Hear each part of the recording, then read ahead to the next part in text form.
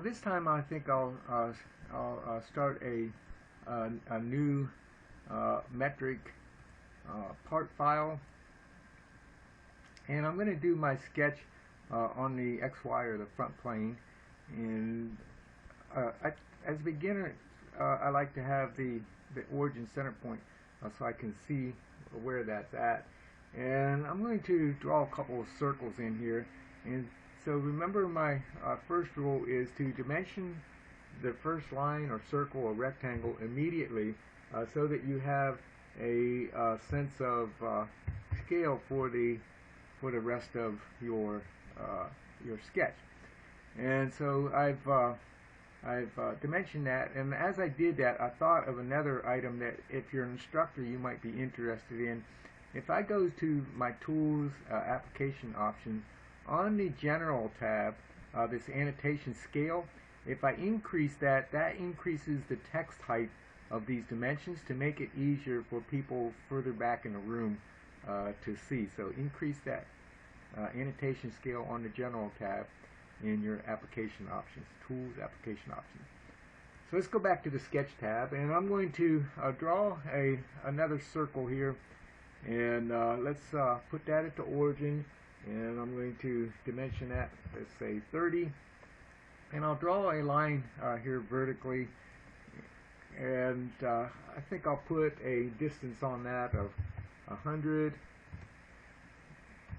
Okay, and actually as you're doing dimensioning, you can put in units. So if maybe you're working in a mixed environment of inch units and metric units or centimeters and millimeters, you can always type in your units, and Inventor will convert those that dimension to the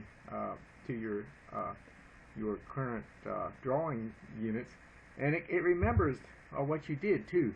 So if you later come back and click on this dimension, it tells you that you created that in inch units, that it converted to metric units or whatever you did. So, and you can type in equations, it will remember the equation. It doesn't forget the stuff that you typed in. Alright, I'm going to, and I right at the last second I missed that endpoint because I was trying to talk and work at the same time, and I can't do two things at once. And so we see that circle doesn't change color. It's not fully constrained. I showed you that one of the ways to try to figure out what you need is to just drag a point. And in this case, we see it's constrained to that line, but it's not constrained to the end of the line. Another thing you can do is come down here and click on this show all degrees of freedom.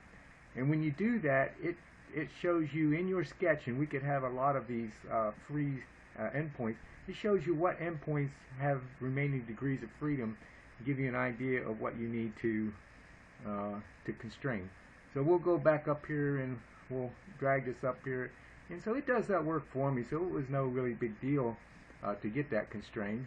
And so let's put in another circle.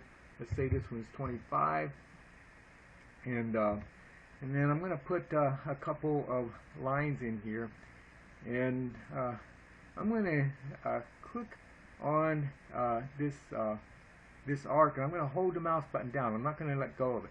Notice if I do that it shows a tangent on there. So no matter where I put the other end of this line, it's going to give me a tangent constraint on that end. So I'll come up here and I want to find the tangent on this end. And if I have a hard time finding it, just click on the circle and then add the tangent later. So in fact, let's do that. We can see right in there it's going to put the tangent, but let's just put it down here just to demonstrate that it's no real big deal to put that tangent. I'm going to use a crossing window. So from right to left, anything that window crosses, it will select. If I go from left to right, it will only pick those entities, in this case the endpoint, which are entirely inside that box. So I'm going to do a crossing window, and I'll do tangent, and so it puts that tangent on there. So if I miss it, it's no big deal. Now I'm going to recommend that you not mirror this line to the other side. Let's go ahead and change this. I'm going to right click and change that to construction. I also want to change that to a center line, so I'm going to change that to a construction center line. Now, I can come up here also and change that, but I just right click to do that. Now, I'm not going to mirror this to the other side. Actually, let's do mirror it, and then I'll show you why I don't mirror it. Okay, so I'm going to mirror this line about this line. And I'll say apply to that and done to get out of that command. And then I'm going to try to extrude some of this stuff. And remember, the hotkey for extrude is E. And so I can go right into this extrude. And you can use the old dialog box or the new dialog box. At some point they should get rid of the old one, I guess, and just and then everybody will go to the new dialog box. But notice I can click in here and get these areas, but I'm just moving my mouse. I'm not clicking anything, but I can't get this area in here, and that's a problem for me because I want that area in here. Now I'm going to cancel out of that, and so remember I mirrored this line to the other side, so I'm going to delete that line, and instead of mirror, and I'm going to just put it in. I could do tangent, but I'm just going to put it in here and, make a mistake on that. I missed my tangent point here, missed it there as well. But I can do a symmetry. So I can do symmetry between this line, and then pick the center line. So pick the center line as your third entity. And then if you want to do any more symmetry constraints, you don't have to pick the center line again. All you have to do is pick the two additional entities and, keep picking in pairs, and it will add the symmetry without you selecting the center line. But so I did symmetry instead of doing mirror, and so now let's try that extrude. And now notice when I do the extrude, I can get this profile, I can get this profile, I can get any one of those profiles that I want. So I very rarely mirror any sketch entities unless that's going to form a closed profile by itself, not as part of the rest of a sketch. So watch out for that one. Use the symmetry constraint instead of mirror in the sketch environment.